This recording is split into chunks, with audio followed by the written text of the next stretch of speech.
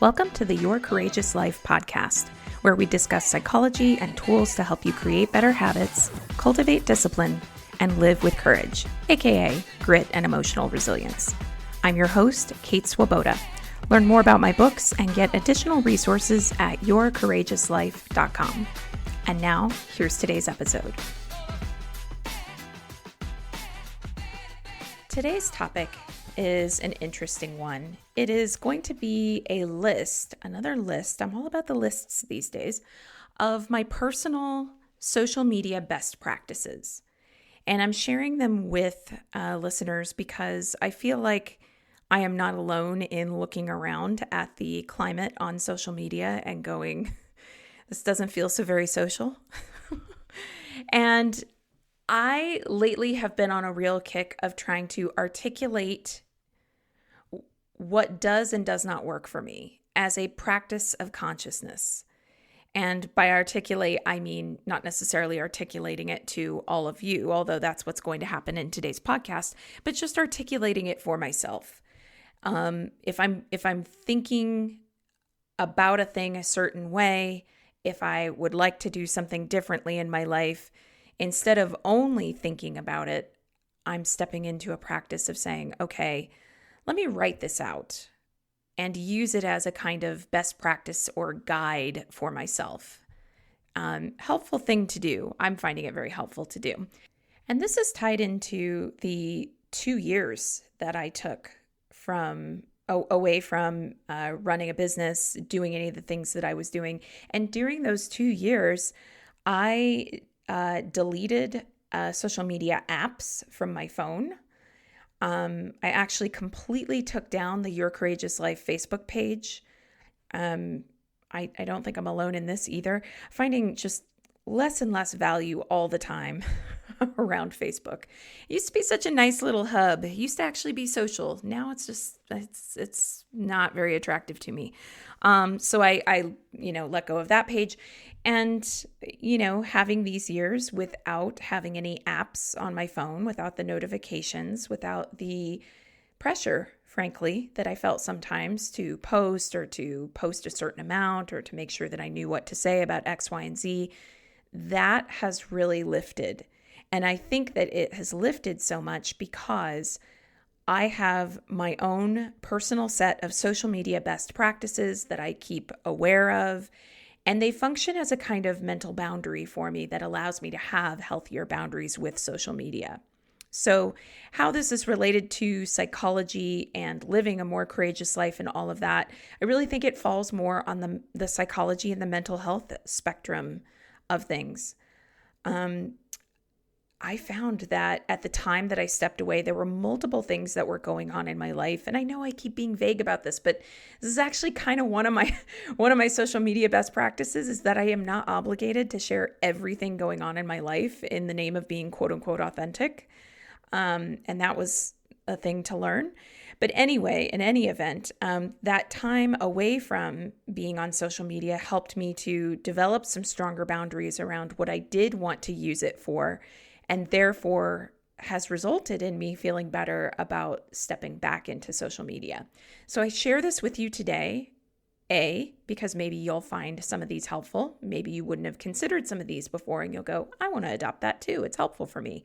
And B, because I wanted to talk about the fact that the articulation of your own personal best practices in any area of your life, including social media, can be a really beneficial thing for you to do. It can really help keep you from going into that no man's land where it just feels like things are messy and you're not sure why and like, what do I actually want? And this doesn't feel good, but I can't quite put my finger. It's like you write out that list of these are my best practices for myself in this area, and things change. So these are my social media best practices. This is a list. No particular order. And I think in my last episode, I lost count of what number I was on. So I might do that here too. We'll see. First, social media best practice is do not spend a lot of time on social media. That's a fun one, right? And by the way, I'm pretty hardcore about this with myself. If I notice that I am spending a lot of time on TikTok, which I love TikTok, and I've met a couple people who are just so like, oh my God, TikTok. It's like, just like the most useless thing. I think TikTok is so fun. And sometimes I find it to be a little too fun and I spend too much time on it. And when that happens, I straight up delete it and will go on a fast from it. And I feel a lot more in control around my use of social media apps. But if I ever feel like I notice that I'm spending a lot of time on them, it's gone. So best practice number 1, don't spend a lot of time on social media and be really in integrity with myself about deleting things if I'm on it too much. Second one, use it for a specific purpose, to get information, to get a sense of connection. I do think that still can happen on social media, for inspiration. 3, be highly conscious of when you compare or make assumptions. Highly conscious of when you compare or make assumptions. 4, this is where things might get a little radical for some of you. It is okay, at least for me, to not agree with everything that someone I follow says or does and still follow them. I don't project onto the people that I follow that they are supposed to share my views, do all things right, all the time. I don't feel inclined, if they share something I disagree with, I don't feel inclined to leave a comment like, well, that's it, you just lost a follower. It's just like, okay, like if it really starts to feel like it's just not healthy for me to follow them, then I don't follow them any longer. But I don't make those sorts of decisions based on, one post or one viewpoint they have that I don't agree with. Number 5, I actually find that there is value in following people I disagree with. And the value I find in that is to better understand why they think the way that they think. And I'm going to tell you right now, I follow people I disagree with. That might seem really weird to some people. It works for me. I follow people that every time they post, I'm sitting here and I'm like, I don't know that I believe that or agree with that. But I'm very curious as to why they do, and that's why I follow them. I'm curious about what their perspective is. I want to be challenged myself. This is not a call for other people to start stepping up and challenging me. I'm not asking for anybody else's challenges, but I like to challenge myself to think critically, to diversify my perspectives. And I don't think I can do that if I'm in a bubble and I only follow the people who are ideologically aligned with myself. So there's that. 6, social media best practices. If any of us believe that we are kind, friendly people, if you, for instance, think that it's wrong to go around judging people, if you think to yourself, I don't like those judgmental people, then live that. Be kind, be friendly, don't judge people. I think that we become what we repeatedly do. So if I repeatedly judge people, I'm being a judgmental person. So guess what? Same for you. If you repeatedly judge people, you are behaving like a judgmental person. That is true whether we do it IRL or via comments on social media. So I really look at how can I align on that? How can I be who I say I want to be in the world, IRL and on social media? And that includes not judging people. Next one. What someone expresses online about their position on an issue cannot possibly encapsulate all that they actually feel about that issue, all that they think under all circumstances about that issue, and it would be unreasonable of me to expect otherwise. I don't see how there is value in taking someone's 140 character tweet, or what is it, 280 now? I don't know. I'm not on Twitter anymore, by the way. I completely deleted my Twitter account. I don't really know that there's value in taking a tweet or an Instagram post or a TikTok video or a Facebook post or whatever and formulating this whole perspective that this person left out this big chunk and coming in to comment, well, what about such and such, as a way to challenge the point the person is trying to make, unless, of course, they specifically asked for an open dialogue. The way I look at it, like, there are professors who have devoted their entire training and academic careers to trying to understand complex issues. How and like, even they could write, say, a 500-page book on a topic, and that still would not encapsulate all the complexity and nuance and all the things. Well, what about such and such on that topic?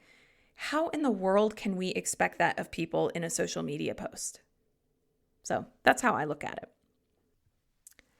And related to this, here's number 8, especially since this is my own list of best practices that I look at, that I believe, and you take what you like and leave the rest. It occurs to me that I should probably be very open in talking about this.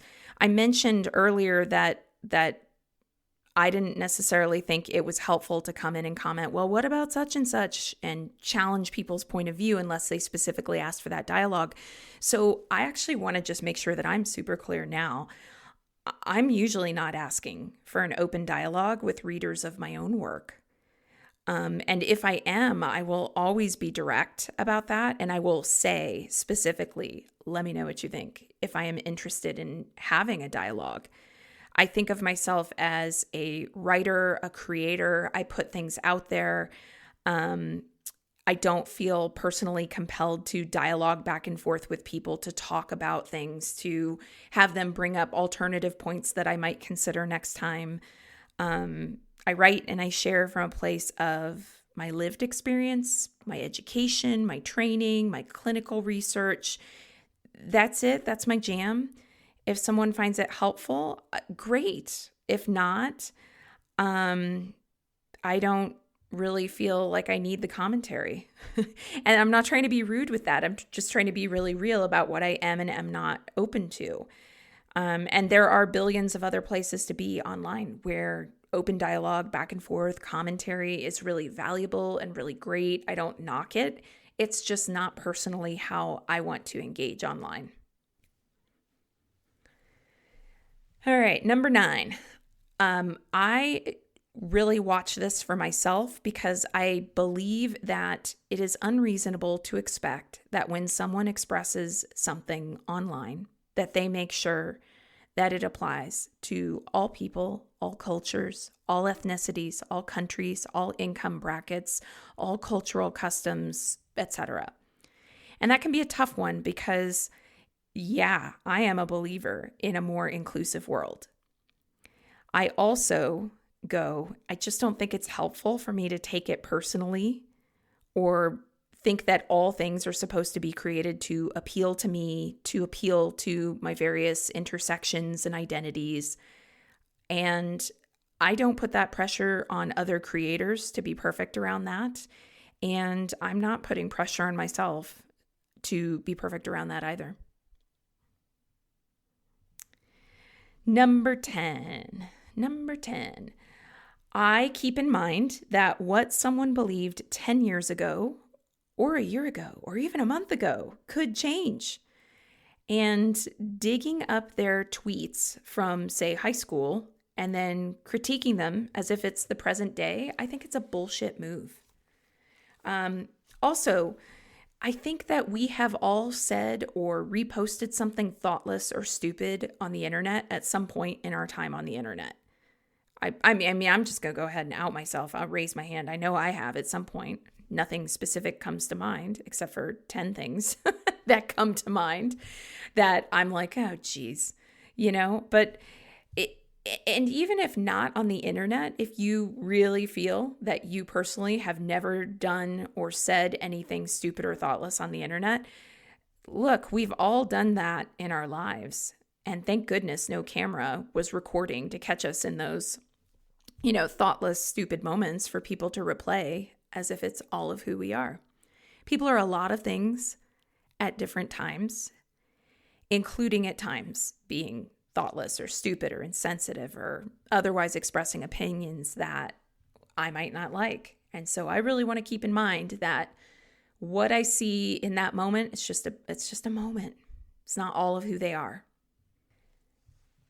Number 11, I have better things to do with my life than spend time in online forums or the comments. I would say text threads as well, but since we're talking about social media, I have better things to do with my life than spend time in environments where everyone is piling on with how problematic or flawed or awful someone is.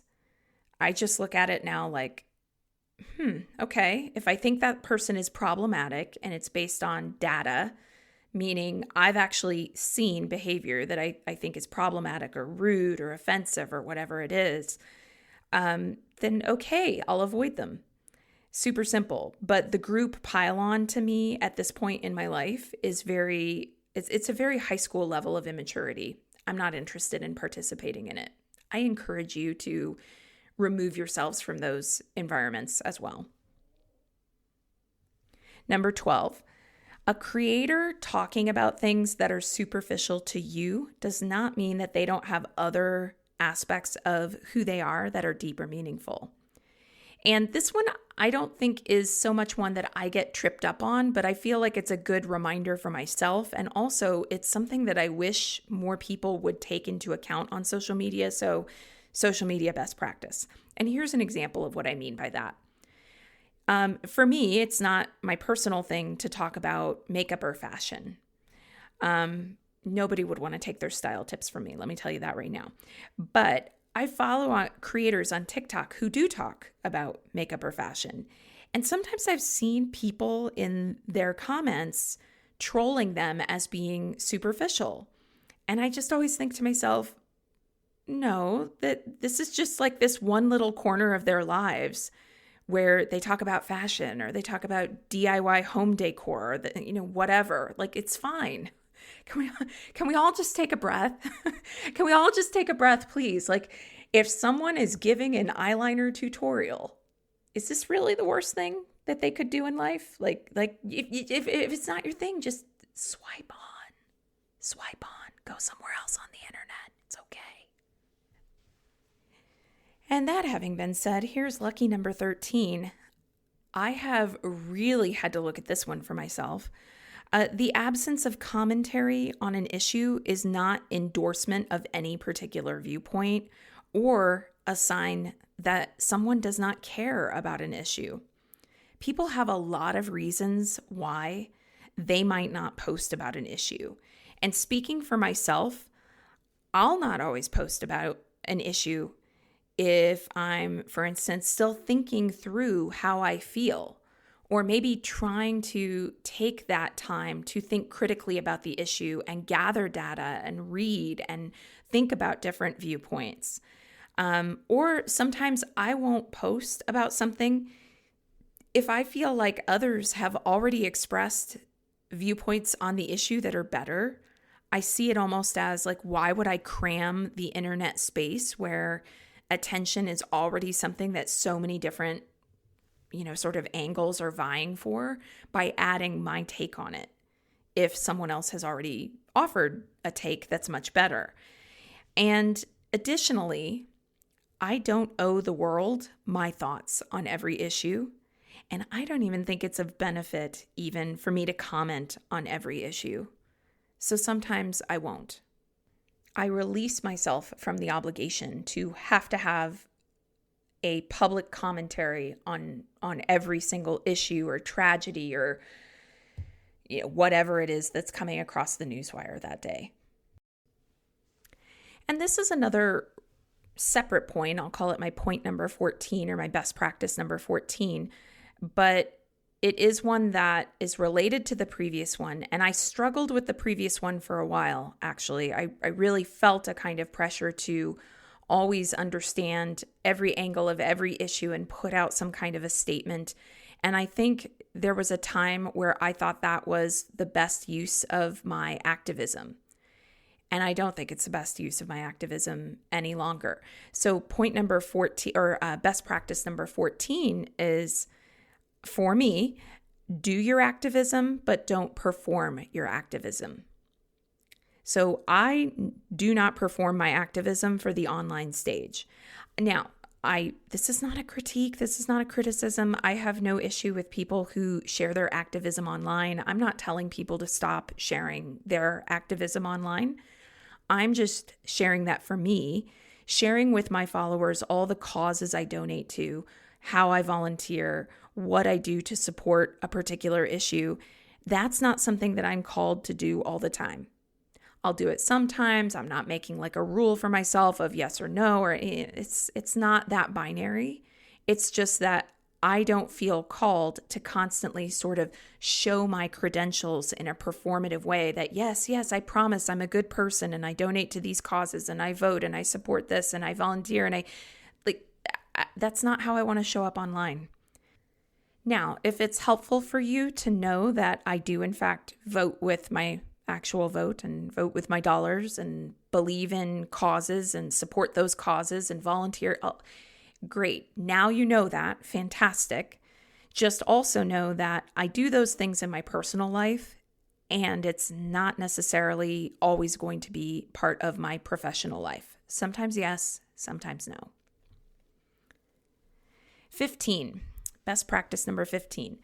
I'm really clear for myself that I am never saying anyone has to do things my way or believe what I believe.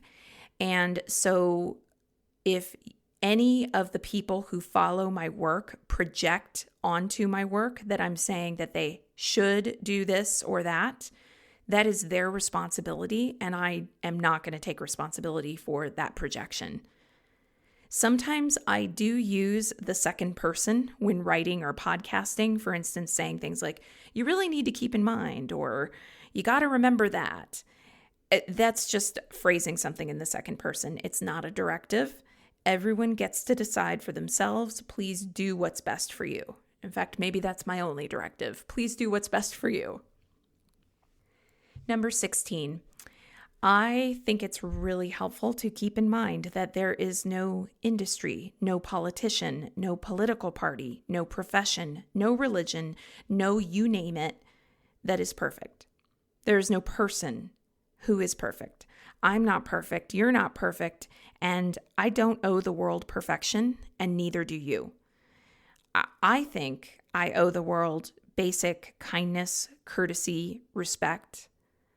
And on a personal level, I actually push myself, challenge myself, even when it's really, really hard, to owe the world some semblance of love. So going beyond respect, but trying to actually show up and be loving. But even then, we all have different ideas of what is and is not kindness, what is and is not respectful. And I think that it is a dangerous thing to get into a place where you only follow people online who you think are unblemished. And if that's your gig, good luck. And if that's what I start trying to get bought into, good luck. And a great way to know if you might be buying into this idea that you want to follow people who are unblemished, it would be if you're outraged when you discover that someone you follow has made some kind of a transgression. There's your sign that you were projecting. Or if I put it into my own experience, since again, these are my best practices, that's my sign to myself that I was projecting something onto that person, that I was hoping that they would be my model in some way. And this is all subconscious, my model in some way for how to do it right. And then when I saw that they didn't do it right, I got disappointed. And I take responsibility for times where I've done that. And I think that's just really helpful to continually remind myself that there's always some element of everything that we encounter that could be considered problematic. Not everything we encounter is going to meet our needs. And certainly nothing we encounter, ourselves or anything else, will be perfect. All right, number 17. Some of you are going to hear this and you're going to think, well, I don't do that, but just Just listen in. All right. Do not take your medical advice from the internet. So do not think that you have ADHD because of someone's carousel of posts about the 15 ways to know that you have ADHD. Do not start a cleanse because an influencer said it was great. And this is where I go ahead and just call myself out and say, I have totally done that before. Not necessarily cleanse, I don't think, but have absolutely, like nutrition-wise, like followed something. I tried out something that I heard some influencer talking about without researching it. So it's do your research, y'all. And when I'm talking about research, I'm talking about this fantastic website called PubMed, PubMed. You can go there and you can actually look up free clinically validated data.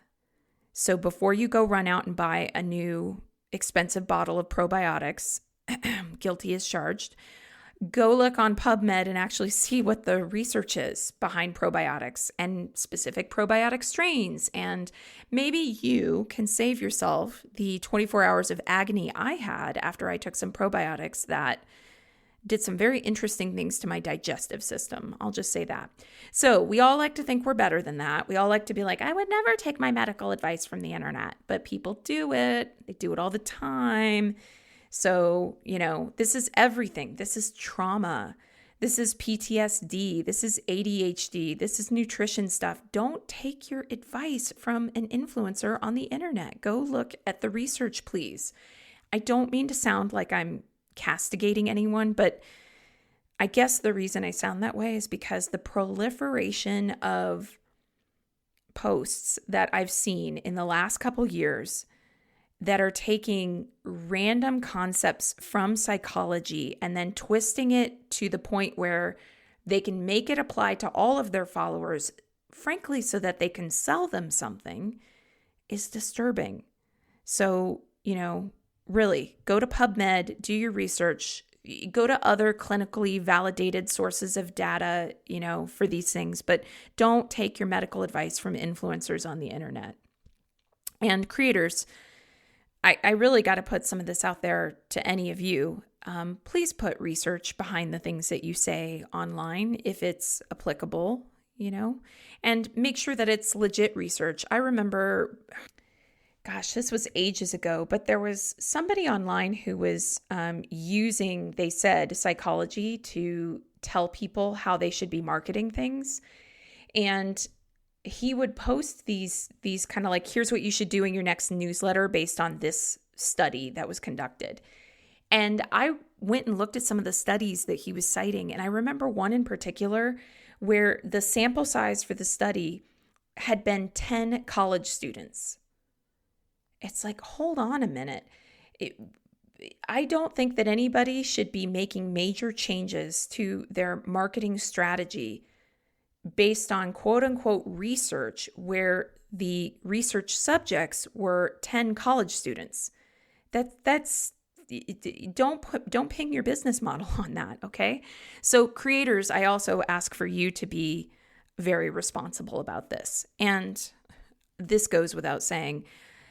Since I have a background in coaching, yes, I am aware the industry gets shit on all the time for these exact reasons.